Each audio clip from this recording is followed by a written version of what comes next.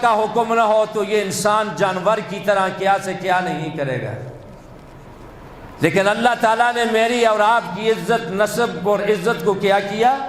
نکاح کے ذریعے سے محفوظ کیا۔ اور سرکار دو عالم صلی اللہ علیہ وسلم نے فرمایا کہ دو قوموں، دو برادریوں، دو کنبوں اور دو شخصوں کے درمیان محبت کے لیے نکاح سے بڑھ کر اللہ تعالیٰ کے ہاں اور کوئی چیز نہیں۔ سب سے بڑی چیز کیا ہے؟ نکاح ہے، کہ دو خاندانوں میں، دو کنبوں میں، دو قبیلوں میں نکاح کی وجہ سے محبت پیدا ہوتی ہے۔ میرے دوستو، آج ہم نے نکاح والی عظیم سنت کو رسم و رواج کے تابع کر دیا، اور جس کا نتیجہ پھر بعد میں ہمیں بھگتنا پڑتا ہے کہ وہ دونوں خاندان باہمی پیار، محبت اور اتفاق کے بجائے ناچاکی اور بے اتفاقی، لڑائی اور جھگڑے شروع ہو جاتے ہیں۔ یہ ہمارا اپنا قصور ہے، ورنہ عبادات میں سے سب سے آسان اور سستی عبادت نکاح والی عبادت ہے۔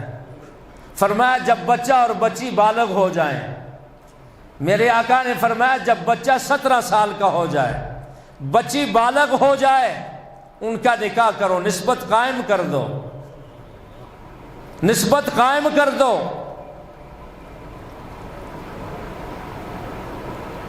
ایجاب اور قبول ہو دو گواہوں کے سامنے، خامند کی حیثیت کے مطابق مہر رکھ دیا جائے،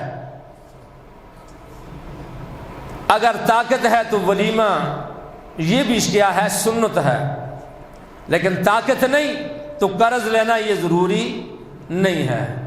اور نہ بچی کے والدین کے لیے جہیز خریدنا یہ نہ فرض ہے، نہ واجب ہے، نہ کیا ہے؟ سنت ہے۔ اگر ماں باپ کی طاقت ہے، اپنی حیثیت کے مطابق اپنی لخت جگر کو گھر سے خالی رخصت نہ کریں، کچھ نہ کچھ ذات ضرور دیں، اور اگر طاقت نہیں تو ناک اونچی کرنے کے لیے اتنا بڑا قرض لے کر لاکھوں روپے خرچ کر کے بچی کو گھر سے جب رخصت کیا جاتا ہے، کل کو پھر والدین ماتھا پکڑ کر بیٹھ جاتے ہیں، قرضہ اتارنے کے لیے کوئی سبیل نہیں ہوتی۔ اس لیے میرے دوستو، مہر خامند کی حیثیت کے مطابق ہے، اور جہیز یہ بچی کے والدین کی حیثیت کے مطابق ہے، ورنہ بچی کے والدین پر فرض اور واجب نہیں ہے۔ ہم نے خود شادی کو مشکل بنا دیا ہے۔ تو میرے دوستو، نکاح ایک کیا ہے؟ مستقل عبادت ہے، اور نکاح کرنے کا حکم کس نے دیا؟ اللہ تعالیٰ نے فرمایا نکاح کو عام کرو، عام کرو، تاکہ معاشرہ برائی سے، زنا سے، بدکاری سے کیا ہو جائے؟ بچ جائے۔ اس کے ماں سوا اور کوئی سبیل بھی نہیں ہے۔ اللہ تعالیٰ نے مسلمان اور انسانوں کے نسب کو کیا رکھا؟ محفوظ رکھا، نکاح کے ذریعے سے۔ اور پھر نکاح کے اخروی فائدے کیا ہیں؟ فرمایا جس گھر میں بچی پیدا ہوتی ہے، اللہ کی رحمتوں کا نزول شروع ہو جاتا ہے۔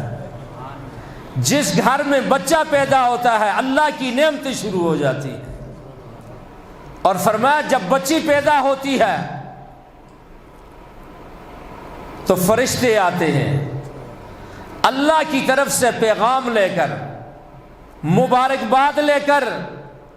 رب العالمین فرماتے میرے ان بندوں کو جا کر میری طرف سے مبارکباد پیش کر دو۔